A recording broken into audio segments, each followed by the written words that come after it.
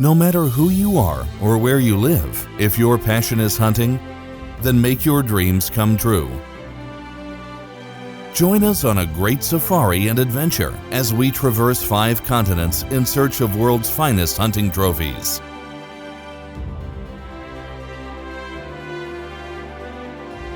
Join the best professional hunters in the world in search for the best trophy animals. You will experience unforgettable hunting adventures and international cultures that few people on Earth get to know. Share the thrill of the ultimate challenge to promote the sustained use of world's greatest renewable resources, wildlife conservation, and fair chase hunting.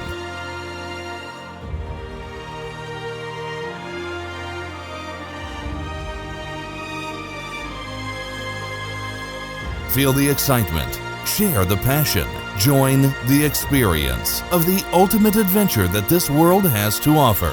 Let safari season take you there.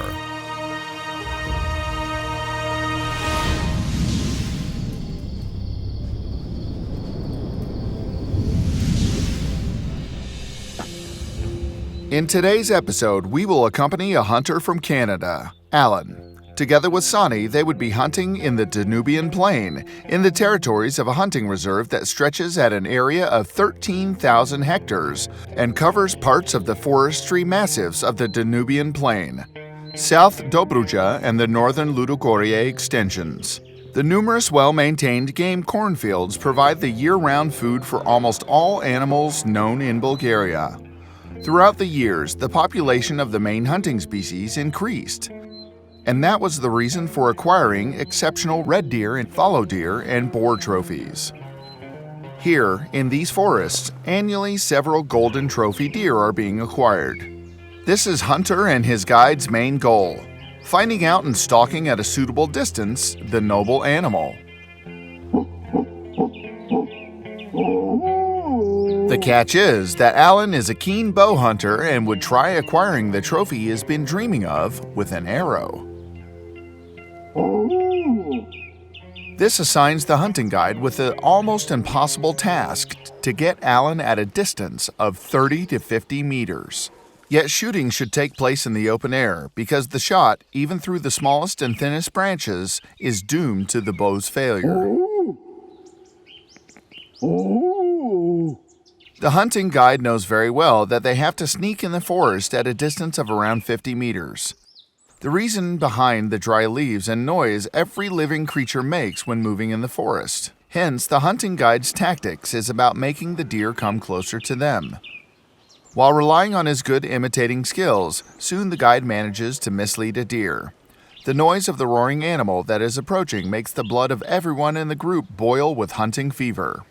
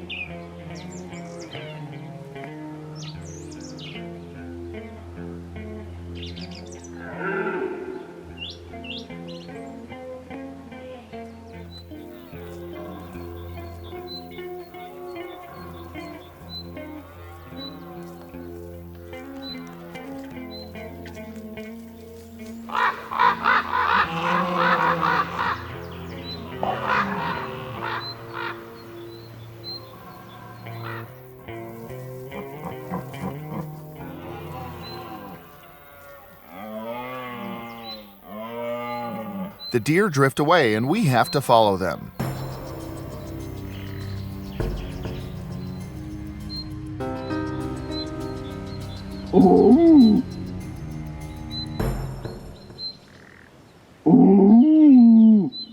The distant roar is a perfect beacon to the hunting guide who guides us through the thick shrubs with his immaculate flair and the experience that was acquired thanks to the hundreds of stalkings in these forests.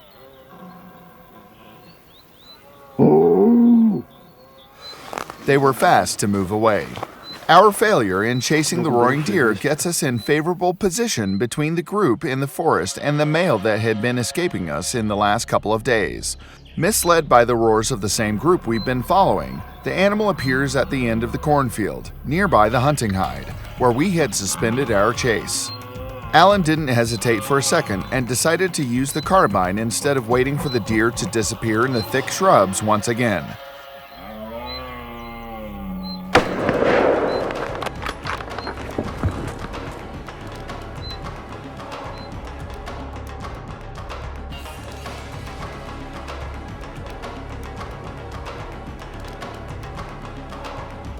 The shot proved to be lethal and took the deer down at the 30th meter. Alan had acquired his first trophy red stag deer in Bulgaria.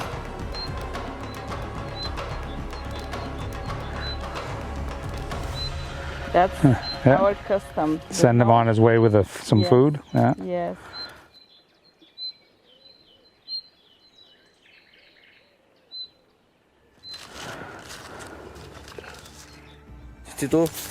Thank you very much, sir. Няма за какво. Много се радвам. He's very happy. Много се радвам. Excited. Do you like your trophy? Very much, very much. You're number one, he said. Oh, well, thank you. Значи, много съм благодарен на животното, че ни излезе. I'm exceptionally grateful to the animal, yet it showed up after the long 3-day stalking. It honored us with the chance to take it down. The hunter is happy too, but I'm the happiest because I managed to acquire in a manner worthy to me and the reserve a trophy for the honorable hunter we've been hunting with. Yes, this is true. We've been chasing it for 3 days. Today it was our fourth hunting day. Fourth hunting day. It came at 6 to 7 kilometers. It had been hiding quite stubbornly. It didn't want to show up in the open air by all means. We could only hear it going around, and that irritated us even more. Then our stubborn guide decided we would not let it slip away that day. So we chased it for how long? 6 to 7 kilometers. Then we arrived at that marvelous meadow and got onto the hunting hide. We decided it would pass by here, and we kept waiting for it. Yes, he was sure. He just knows his territory, knows the animal's habits. Having such a hunting guide is an incredible advantage. And it showed up there. From that left angle on the cornfield, it started roaring.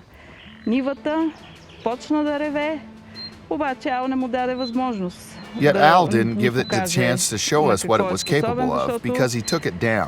The shot was very precise, and now we have a great trophy. Yes, I'm very happy that my ears didn't let me down to mix it up when chasing so many roaring animals. Thank you, Urson. I thank you. This is the closest I'm ever going to come to getting an Olympic gold medal. Hi, I'm Alan Brimacombe. I'm from Calgary, Alberta, Canada. I had the privilege of coming here with Safari Seasons to Bulgaria to do some hunting. It's been an interesting 4 days. We haven't seen a lot of females, but we've heard a ton of males, but finally one came to the field and we were successful. I've had a great time and I'm looking forward to the rest of my trip. The next hunting subject lives up in the mountains, and to Alan it would be almost impossible to stalk it with bow and arrow. So he undertook hunting the Balkan Chamois with the clear idea that he would be hunting with carbine. But even that does not guarantee a hunter's success in that high mountainous hunt. Just unbelievable, it all together. Stefan had this thing exactly figured out, and we just came down here, and sometimes hunting is hard and sometimes you catch some breaks, and we've got some huge breaks here.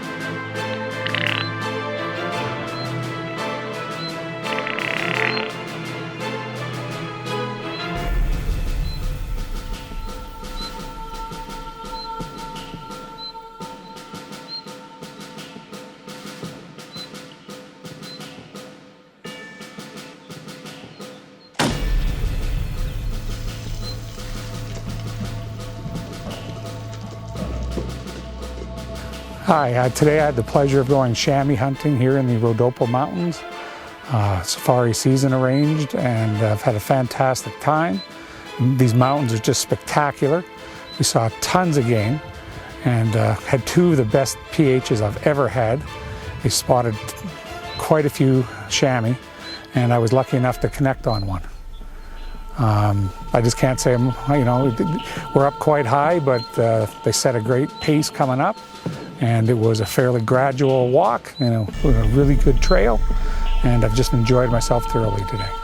In addition to the golden trophy of red deer and Balkan goat, Alan was going back to Canada with a roebuck trophy that was acquired the same day along the road back to the hunting chalet.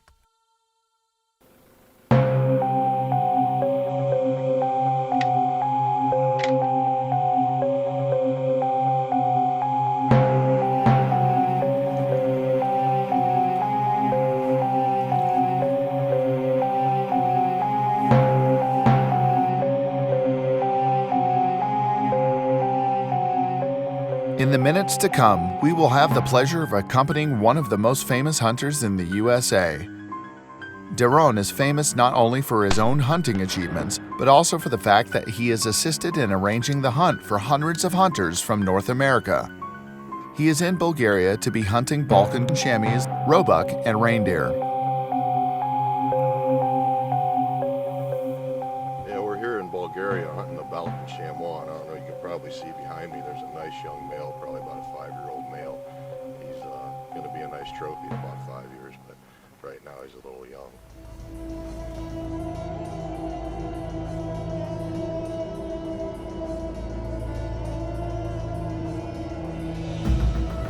After we did some trial shooting with the rifle at 100 meters, we're ready for the morning hunting outing in the mountain.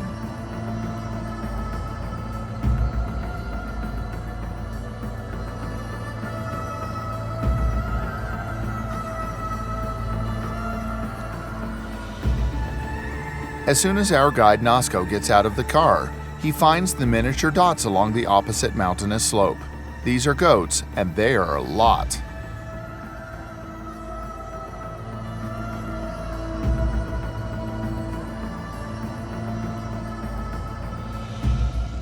This is our first morning of our Balkan Chamois hunt here in Bulgaria, and our permit today is for a female chamois. Every year the government determines carrying capacity of the land. They look at past harvest data. They look at the current game populations along with the feed that's available. They determine how many of each sex should be taken out. So, as a trophy hunter, we're usually looking for a large male, maybe at or past the breeding stages. Equally important, though, is taking those females. That ultimately helps the overall general condition of the herd. So today we're going to leave our egos in the truck and try to take a female.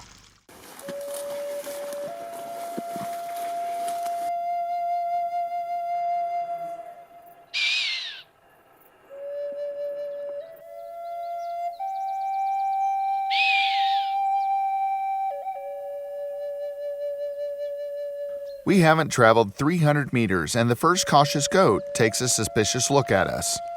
It's a handsome male, but it's out of our hunting plan. The male goats are forbidden during that period of the year.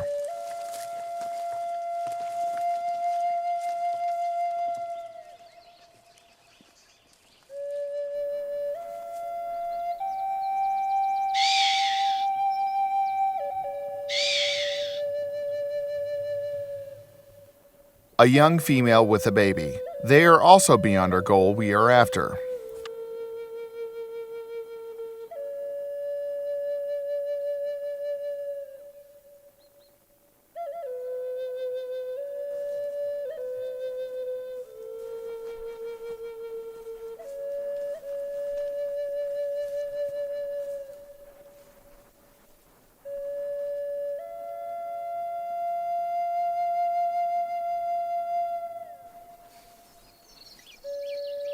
There's at least 70 to 80 animals.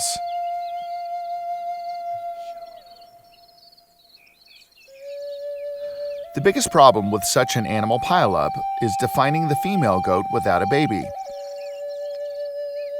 With so many animals out there, it's almost impossible to define the couples.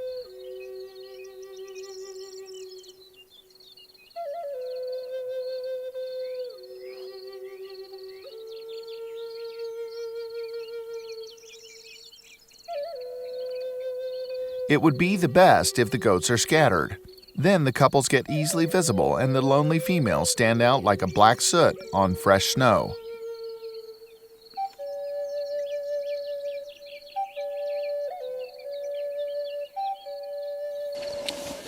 Oh, we got up here near the top. There's a group maybe about 35. Over here to our left behind is about 600 yards. Then up to our right, there was a smaller group of about 15. The smaller group had a lot of mothers and babies, and obviously we don't want to disturb them. What we're really looking for is a female without a young one, and maybe past her breeding stage. So that's what we're going to focus on, this larger group, and hopefully we can pick something out. But like I said, they're about 600 yards, so we're going to give them a chance to settle down, and we're going to try to ease up on there and get a closer look at them.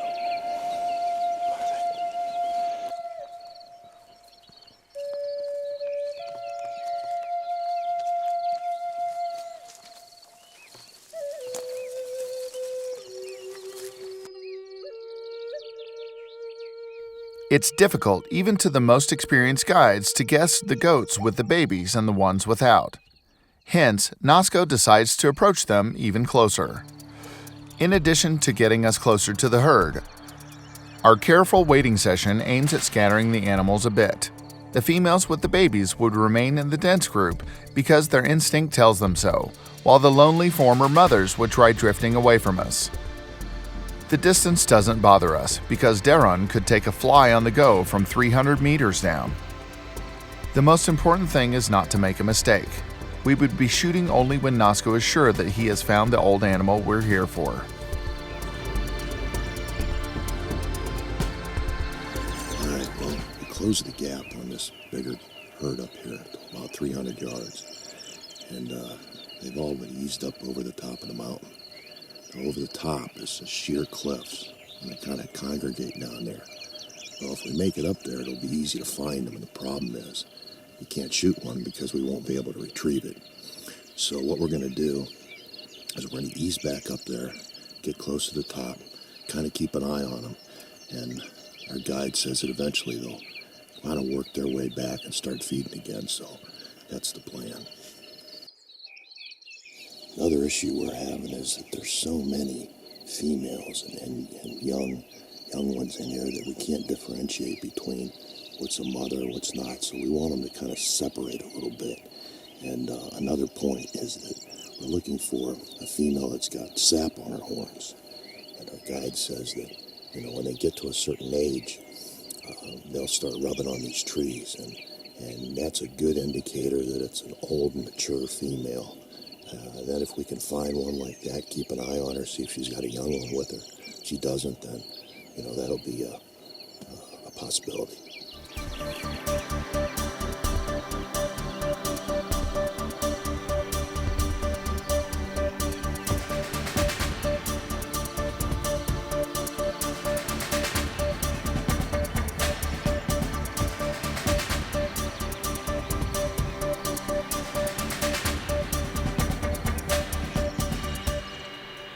Yet, our plan has failed. Chamois didn't want to get back down the ridge to the lush meadows from which we climbed. They just vanished into thin air when we made it to the top. Only the fresh experiments showed goats were here at some time before. There was nothing we could do but head on our way back down the steep slope to our car. After the pleasant evening spent in a hotel, abundantly soaked with red wine, we were heading for a calm sleep in the cozy hotel. The next morning, even before the first sun rays had colored the mountain peaks in gold, we were already climbing the well-known pathway.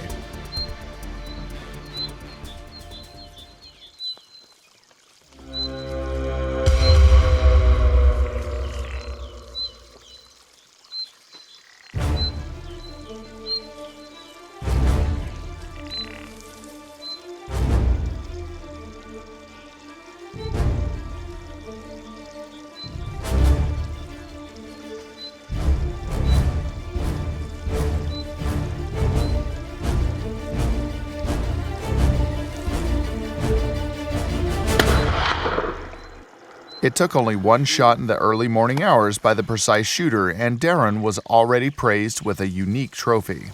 You shot through the bush? Yeah, because there is a bush in front of it. So, I mean, I could have deflected a little bit. Well, we were fortunate enough this morning to harvest this nice female. This is the same female we were watching last night at about 450 yards. It was just too dark. Didn't feel comfortable for a good shot. And it was just kind of ironic. We came up here this morning and she was the first animal we saw. So it's a good harvest out of the herd, 10-year-old female. She's probably near the end of her breeding stages. And it was an animal that the local hunting community wanted to take out of the herd. So we're very happy, and we're just really excited. Been a great hunt. After the successful hunting of the Balkan Chamois, we would follow the American hunter in his hunting attempt to shoot down a big red stag. The hunting application that every hunter who goes hunting in Bulgaria should fill in before the hunting contains lots of information. But the most important one is the approximate size of the desired trophy. Darron had put down in his application the trophy could be without limitations, without an upper limit, meaning we would attend an exceptionally rare hunting of huge trophy animals, what Bulgaria became famous for in the last 50 years.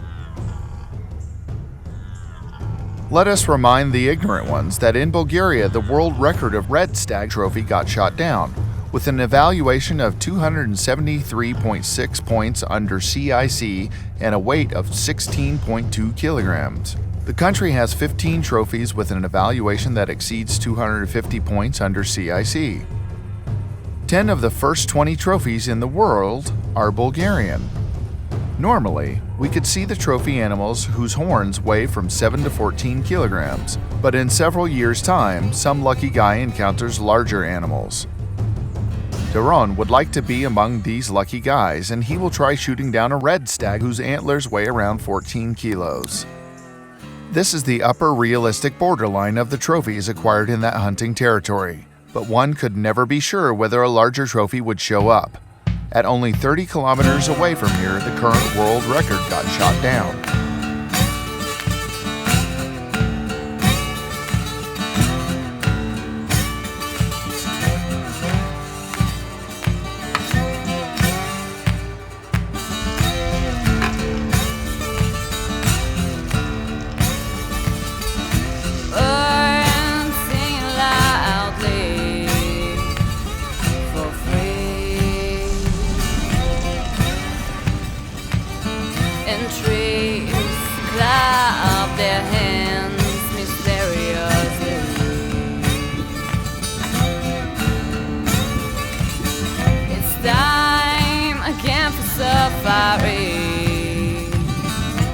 Let me be your company.